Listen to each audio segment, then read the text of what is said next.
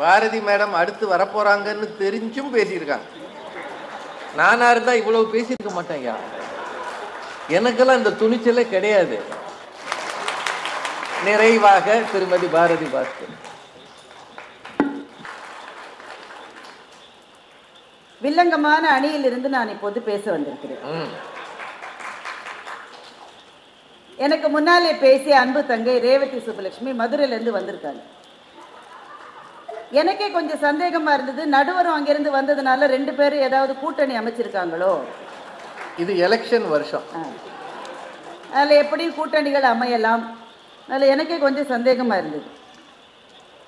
ரேவதி அவங்களுக்கு தெரியாது, மதுரைக்காரங்களுக்கு தெரியாது மழைன்னா என்னன்னு, நமக்கு தான் தெரியும். நீங்க தான் மொத்த குத்தகை. நீங்க தூத்துக்குடி, திருநெல்வேலி. என்னங்க பின்னாடி ஏதாவது பிரச்சனையா? இல்லம்மா. சரி. தெய்வானை இன்னைக்கு ரொம்ப ரொம்ப நல்லா பேசினாங்க, அபாரமான பேச்சு. ஆரம்பிக்கிற போதே ஒன்று சொன்னாங்க, நுங்கு வண்டி ஓட்டுபவர் தன் வண்டிக்கு தானே ராஜா என்று பேச்சை ஆரம்பித்தார். எந்த ராஜாவை சொன்னாருன்னு எனக்கு புரியுது. நான் தான் இல்லைன்னு சொல்லிட்டேனே. நினைவு இல்லம் உண்டு, நினைவு மண்டபம் உண்டு, அப்படி கனவு இல்லம் என்று ஒன்று உண்டா என்று தெய்வானை கேட்டார். ஒவ்வொருவரும் கட்டுகிற வீடே அவர்களுடைய கனவு இல்லம் தான். விளம்பரத்திலே கனவு இல்லம் தானமா போடுறாங்க. தெய்வானை உங்களுக்கு தெரியுமா, ஒரு வீடு என்பது ஒரு கனவுங்க. ஆரம்பிக்கிற போது ஒரு சின்ன போர்ஷன்ல தான் அந்த வாழ்க்கையை ஆரம்பிப்போம். அது மேல இருந்து தண்ணி கொட்டு, மழை பெஞ்சாக்க, அது கிரவுண்ட் ஃப்ளோர்ல இருந்தா சென்னையில சொல்லவே வேணாம், உடனே மனசுல அடுத்த மழைக்குள்ள நம்ம இந்த மாதிரி கஷ்டப்படாத ஒரு வீட்டுக்கு போகணும்னு நினைக்கிறப்பா. ஒவ்வொருவரினுடைய வீடே கனவு இல்லம் தான் தெய்வானே.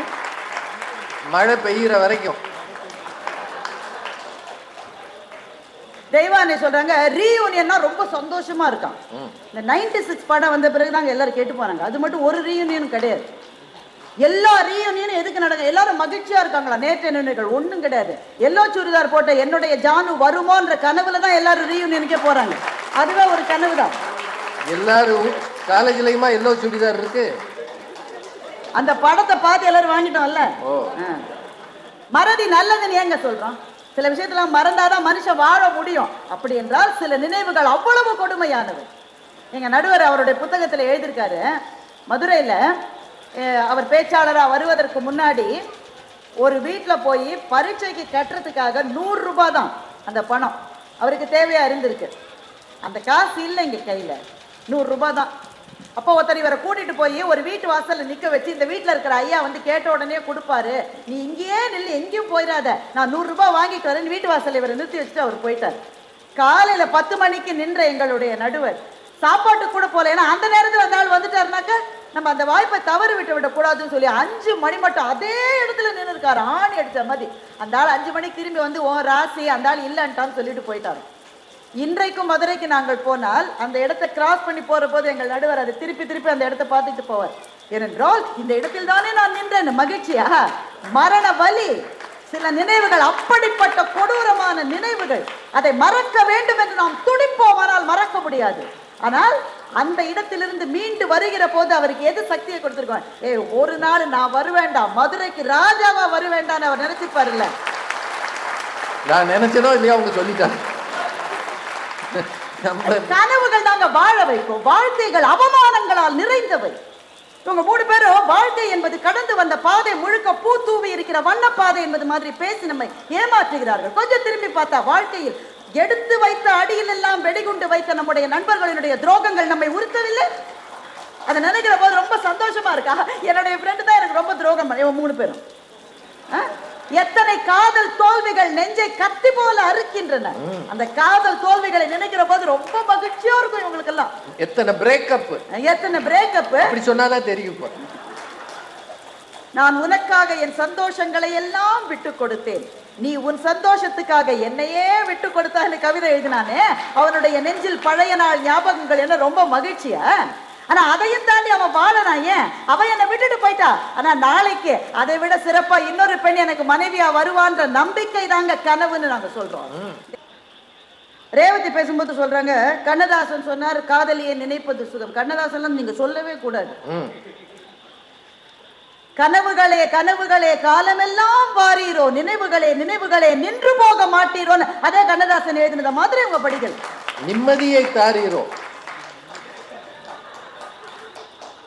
கனவுகளை காலமெல்லாம் வாரிடும் சொன்னாரோ இல்லையா? ஆமா. அவர் சொன்னாரோ இல்லையா, நீங்க சொல்லியிருக்கீங்க.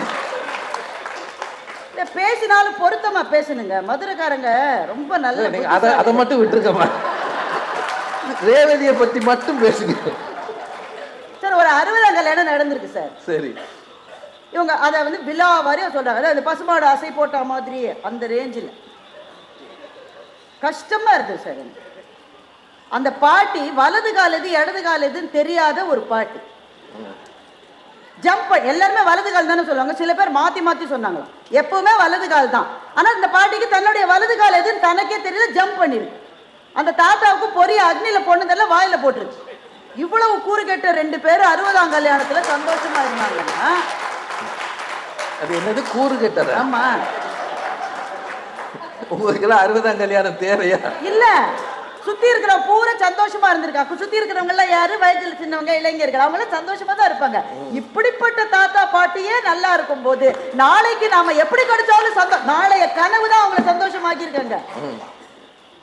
ஒவ்வொரு விளையாட்டு வெற்றிக்கு பிறகும் இருப்பது கனவு. ஒவ்வொரு இலக்கியத்துக்கும் பின்னால் இருப்பது கனவு. எங்கேயோ இருந்த மானுட சமூகம் இந்த அளவு எழுந்து வந்திருப்பதற்கு பின்னால் பல பேரனுடைய கனவுதான் இருக்கிறது என்று சொன்னால், இவ்வளவு பெரிய விஷயத்தை நாங்க பேசிட்டு இருக்கோம். ஒரு சின்ன பிள்ளைய முதல் பேச்சாளராக போட்டு. சின்ன பிள்ளையா? ஆமா, வழக்கறிஞர்மா அவரு, பெரிய ஆளு.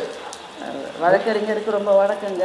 ஆனா இன்னமும் நுங்கு வண்டி ஓட்டிக்கிட்டு ஐஸ் ஃப்ரூட்டை சாப்பிட்டுக்கிட்டு. கேஸ் கிடைக்கலன்னா என்ன செய்வாரு?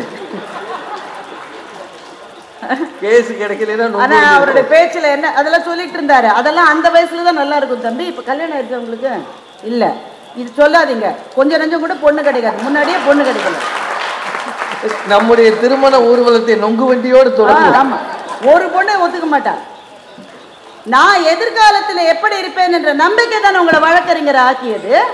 அவர் பேசி முடிக்கிற போது சொன்னாரு, அடுத்த வருஷம் நீங்க வந்து நினைப்பீங்களாமா இங்க வந்து அவர் பேசினாரு, அருண் பேசினாருன்னு. அதுவே ஒரு கனவு தானே தம்பி.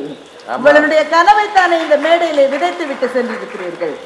நினைவுகள் சில சமயம் இனிமையான நினைவுகள் எல்லாருக்கும் உண்டு, இல்லை என்று நாங்கள் மறக்கவில்லை. ஆனால் எல்லா நினைவுகளும் இனிமையானவை அல்ல. நாம் மறக்க விரும்புகிற நினைவுகள் நமக்குள்ளே உண்டு. அந்த நாளை நான் நினைச்சு பார்க்கவே நான் விரும்பலன்னு நம்ம எல்லாரும் சொல்லுகிற சில நாட்கள் நம் வாழ்க்கையிலே உண்டு. ஆனால் அந்த கனவை நான் நினைச்சு பார்க்கவே விரும்பலன்னு ஒருவர் கூட சொல்ல மாட்டோம். எனவே கனவுகள் தான் மகிழ்ச்சியை தரும் என்ற நல்ல தீர்ப்பை மதுரையிலிருந்து வந்திருக்கிற எங்கள் நடுவர் தருவார் என்று நம்பிக்கையோடு விடைபெறுகிறேன். வணக்கம். பெரியவர்களே, முதல்ல